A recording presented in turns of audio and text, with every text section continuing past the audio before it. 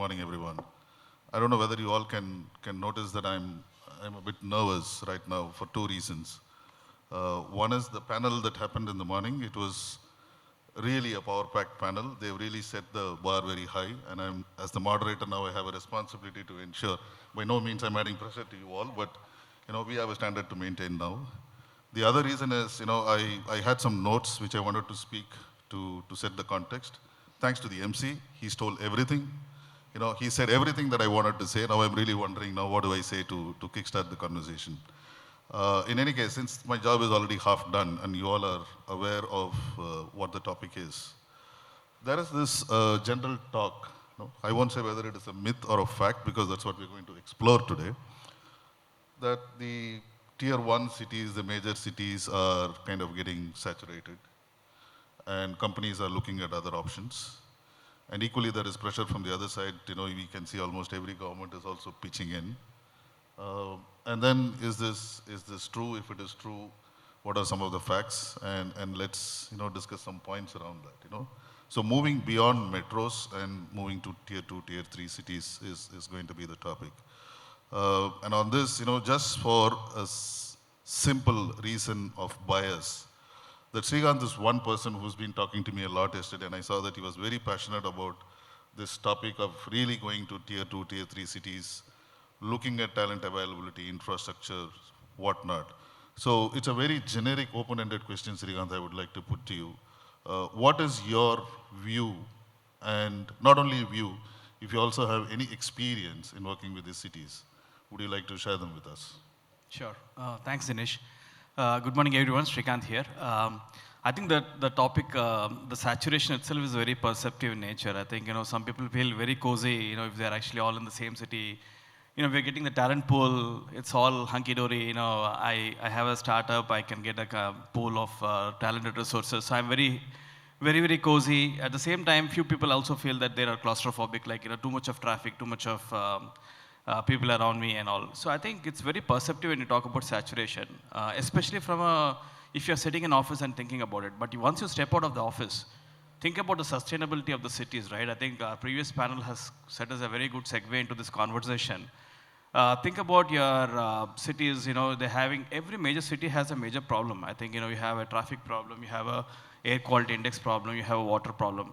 Not that we wanted to actually think these things needs to be brushed under the carpet, but also have to see, what should we do there?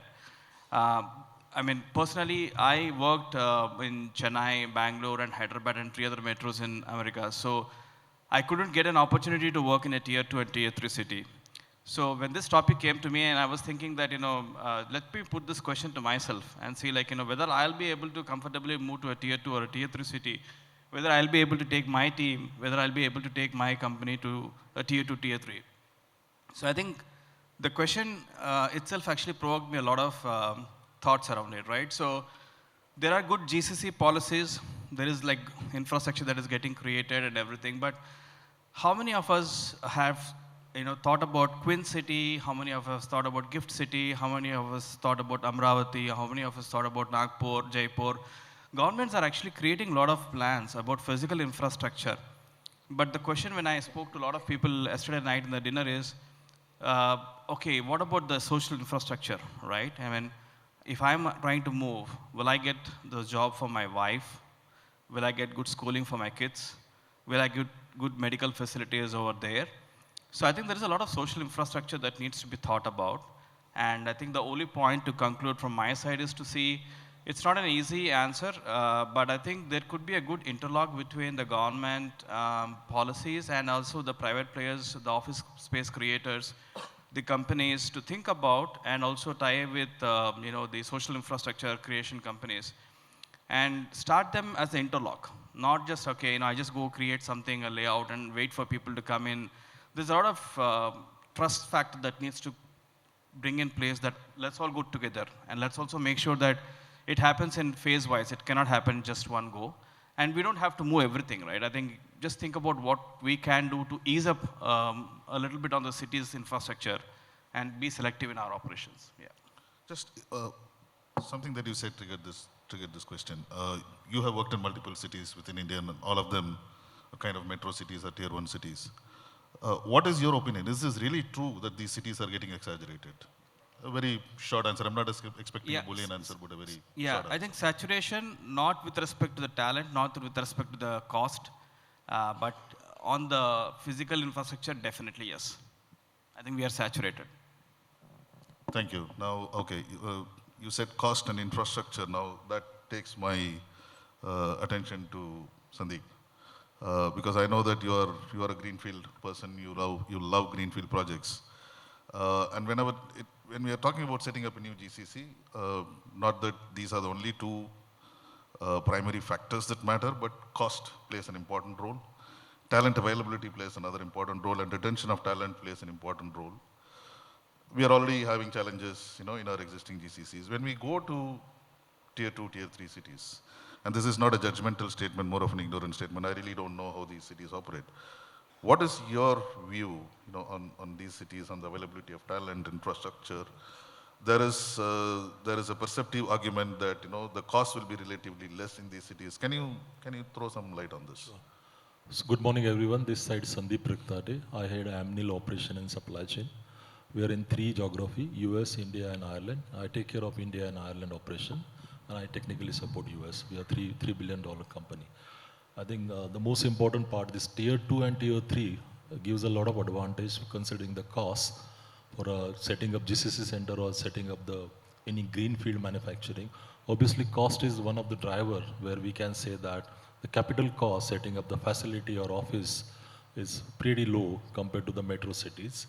And you always see an incentives. You always see a big advantage on the power. And when you say greenfield, you have a lot of opportunity to set up the facility the way you want. Because you have a lot of learning experience with previous setups and whatever the flaws that you can cover up in the greenfield. And you literally get an opportunity to set up nice structure. And it's not only the facility, utility, your IT infra for operation of any industry. Let's say an IT layer or OT layer, an IoT layer, and how you integrate this, setting up the greenfield. That's one of the advantages. Second, the operating cost. These tier 2 and tier 3 cities gives a better opportunity in operational cost because see, today, operation cost is the elemental to stand up in the market, and today's market is very, very, very competitive.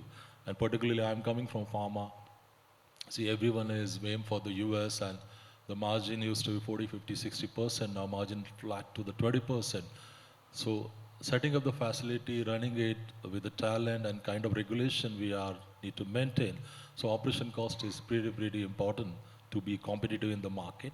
And to support our innovations, I would say that affordable innovation, which is the requirement in our country, where we get a right talent with a good cost and be meaningful to the innovation which is required so that you suffice the patients and regulator both. So capital and operation cost these are the two important part.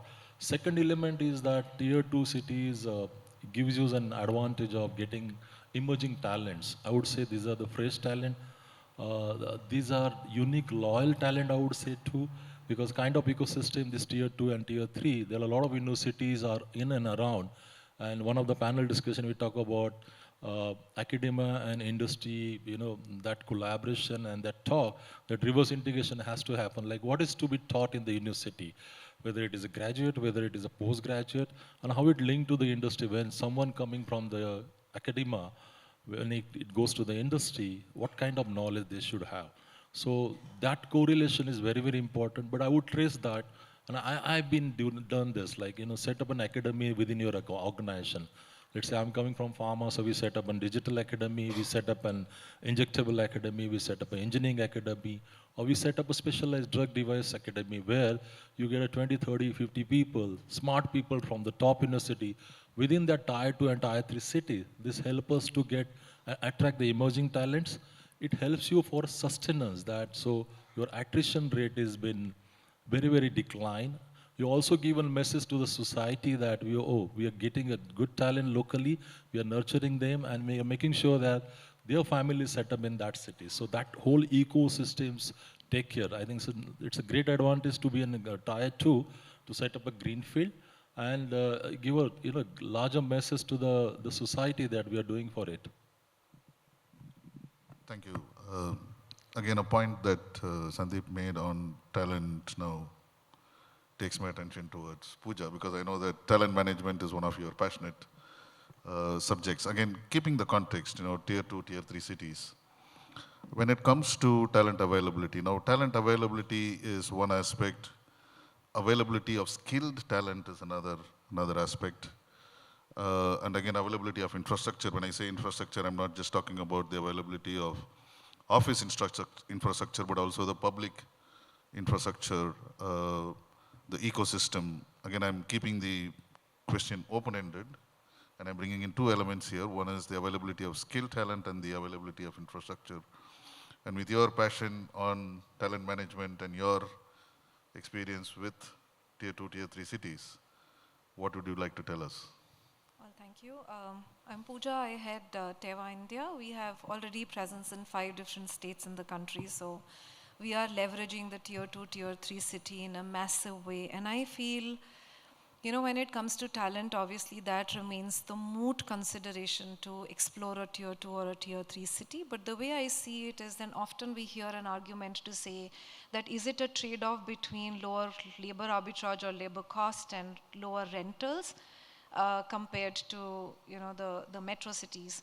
I believe that it is a strategic advantage any organization can leverage, because it gives you the stability against the 30-40% attrition in niche and high cost roles in the metro cities. So if I reflect on our organization, we have a stable R&D organization with less than 2-digit or a single-digit attrition for the last 20 years. We are leveraging these cities to develop continuous supply of talent for our complex roles. So that's one. The other is, I think this is a constant investment in developing talent, which is against the conventional norm of buying talent. So it is an investment which is a long-term 3 to 7 year horizon investment.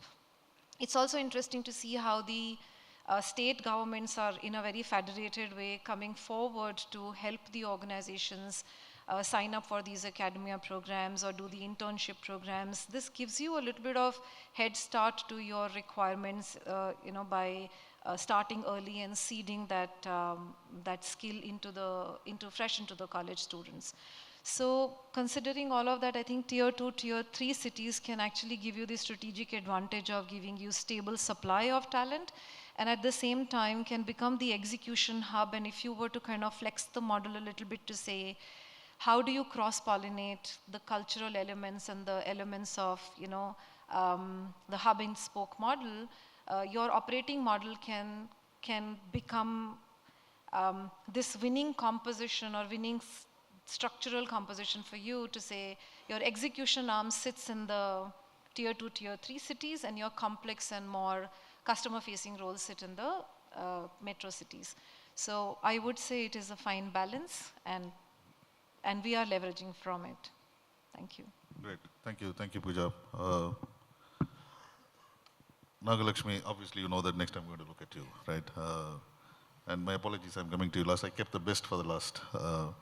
We're talking about people, infrastructure, but culture, according to me, is also a very key element that determines the success of an organization.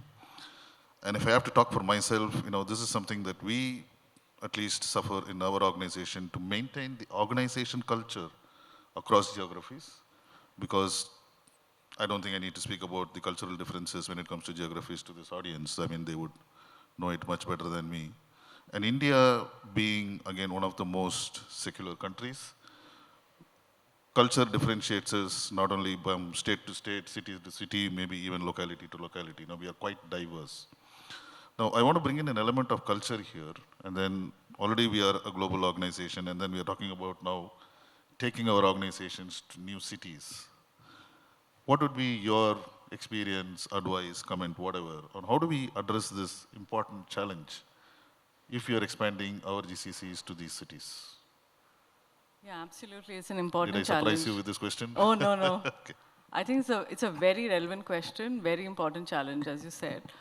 So hi, everyone. Just to quickly introduce myself, I'm Nagalakshmi Shetty, country head of ICON. It's an $8 billion company in the clinical trial space. About 4,500 people in India in 3 cities, so Chennai, Bangalore, and Trivandrum. So a lot of what I'm going to speak about is going to be my experience with, Trivandrum. And you set the perfect context. So when we talk of culture, it has to be the same, whether different cities or different countries, right? The whole organization should live and breathe the same culture. And for example, I think Icon does that really well. We actually dedicate half a day just to talk about culture. So for us, culture is not just values that you put up in a poster. During this day, we talk about how to live those values and what to do, what not to do, and walk the talk. And if someone is not following the value system, how to actually guide them outside of it. So I'd like to believe if I walk up to any Icon employee, we've got 4 values. I think they can recall at least 3. I think it's pretty decent. And also a lot of them, especially our boomerang employees, they all say they've come back for culture, and they all say they're staying for culture. So that shows, I think we've got the culture game right in Icon. But having said that, as you rightly said, India's a diverse country. So different regions come with a nuance of culture. So, if I were to talk about Trivandrum, while it is not good to stereotype, sometimes you do see trends of culture in certain cities. I think it's really important to observe those. So just to give you an example, and maybe I'll compare to Bangalore, because I'm from Bangalore, a lot of people here are from Bangalore. We found that the folks in Trivandrum were not speaking up as much as the folks in Bangalore. They were not as articulate. They were waiting to get instructions. They were not ready to lead. And that's where, when we pick these patterns, we go back and set the expectation that, it's not a nice to have. These are expectations of your role. And also, one thing that we do at Icon is we don't distinguish salaries. So we give everyone the same salary right from entry level, because finally it's about talent. So they know that that is their bar. And then, of course, you have to help them through the process, right? You tag them to the hub and spoke model that Pooja spoke about, right? You tag them to your hub, you tag them to leaders. So we've got good leadership in Trivandrum, but not as much, obviously, right, as like Chennai and Bangalore. So we tag them and make sure that the expectation is, the gap is identified, expectation is set, and we're sort of mentoring them through it. And just to give you an example, so we're going through a performance review now, and we do death by analysis for everything, So we did, I did an analysis on the ratings, and the average rating of Trivandrum is actually in the middle, So they're not last, is the point I'm trying to make. Don't ask me who's first and third, but they are a solid company, solid group, with good retention, good food as well. And it's a marathon. We've been in Trivandrum for 15 years, so it's a marathon, but worth an investment. Great, thanks, Nagalakshmi. I'm going to make it up to you by coming to you first in the second round, because I came last to you in the previous round, and by now you would have known my style. I pick up questions from some words that you use in your answers. So the word that caught my attention in your previous answer was performance, and GCCs also have a direct impact on the company's performance. So now we are talking about expanding into different cities. So how do we ensure that the quality and performance is maintained as we expand? And I'm sorry, I forgot to say this. I'm watching the timer. It's really running down. We need to give some time for Q&A as well. So please treat this like a rapid fire round, not a rapid fire. But if you can keep your answers, and this is to all my co-panelists when I come to you with the second question, keep the answers really precise, 45 seconds to 1 minute. I'm sorry, I already took a minute. Sure, perfect. So I think I partly answered performance, that the expectation is the same. It's what you do and how you do as well, right? So culture talks about how. In terms of what, really measure everything. That's the best way to manage performance. So especially if you're setting up a new site, measure them, check the quality, have a process before they are made independent. I think it's really important that you handhold them. And for quality, for example, in our organization, because we're into clinical trials, it's not just data, it's patience behind the data, So once they understand the purpose of their quality, they seem to get it right. So it's really about setting the bar and ensuring that they're meeting it. Got it. You already mentioned death by analysis, so your suggestion is be as objective as possible and trust the numbers. Exactly. Got it. Srikanth, now I'm looking at you. The hub and spoke model, is that still relevant And when we are expanding, is that something that we should, are we moving into a zone where we are talking about hub and spoke within India among different cities? And I'm just throwing these words without any backed information, obviously, perceptive, but your views on this. Yeah, I think we had a beautiful panel because I think I'm the one who actually worked in metros, and I think the other ones actually have given so much of confidence that tier 2, tier 3 works. I'm half convinced on that. Definitely, I think in my previous stint before I was working for Adobe, I was working with Cognizant, and I think we had operations in tier 2, tier 3. I had teams there. So when we talk about hub and spoke, the way that we organized is we were more people-centric there again, in terms of establishing projects in terms of what can work out here and there. I think was something which we can take a decision saying that, okay, these are the operations that we need to do in tier 1, these are the operations that we need to do tier 2, tier 3. But also give some importance to people who wanted to actually go back and work there. So they carry certain passion, they carry certain accountability, saying that if I go back, if I was given a chance, I would have performed better. The 2 hours or 4 hours of commute time that I put in a metro would actually at least 1 hour go into the additional passionate way of working things, right? So, form teams like, have the discussions at a org level to see like, who wants to go to which particular place, and what kind of a projects can be grouped together, because they actually have a real good bonding in terms of when they actually started the career in one place. And if you want to start to tier 2, tier 3, you could actually also do some selections in terms of which particular teams can actually cohesively work and what could be their culture and background in terms of taking forward that. That's another one. Thank you. Quite precise. Now, Sandeep, I don't know, if I look at you, I cannot stop thinking about Greenfield, yeah, because I know your passion and experience in Greenfield. As a Greenfield experienced leader and also having experience in tier 2, tier 3, do you have any 2 or 3 very precise suggestions that you would like to make to the audience, that if they are setting up their shop, what are top 2, 3 things that they should focus in terms of addressing some of the teething challenges? Sure. I think we are talking about greenfield in the tier 2 and tier 3 city, right? So most important part, COVID, everyone, thought of reimagining operation or reimagining your own business. So I think we need to have that culture shift or the thought process that what we have to reimagine when we move to tier 2 and tier 3. Obviously, it's a new start, starting from zeros, starting from scratch. So that design mindset, it is very, very important. That what you want to achieve, what kind of talent pool we are going to bring, what kind of combination of new talent and the current talent. Because you need certain talent, which is the senior one, which is maybe residing into the metro, getting into the tier 2 and tier 3, making good combinations. What kind of skill sets we need to have? What are the upskilling required or reskilling required for the coming talent, which is as a part of the team? That's very, very important. And what kind of regulations we are going to handle it, right? Suppose you are in SEZ or you are in different industrial area, what are the licenses, what are the permission we need? That is very, very important. So you need to get ready for that. And I think whatever we do, I think keep in mind that what is the impact to the cost, quality, and sustainability. I think that's very, very important. So the design mindset, cultural transformation is very, very important. Thank you so much. As always, quite informative. Thanks, Sandeep. Pooja, again, last but not the least.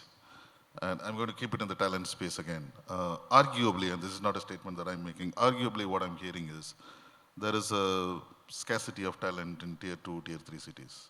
Not that there is no scarcity of talent in the metros, right? So again, when we are setting up GCCs in these cities, do you have any suggestions to all of us in terms of how do we mitigate these challenges? And if we are setting up in these cities, how can we meet our ramp-up targets? Is there something that we can do?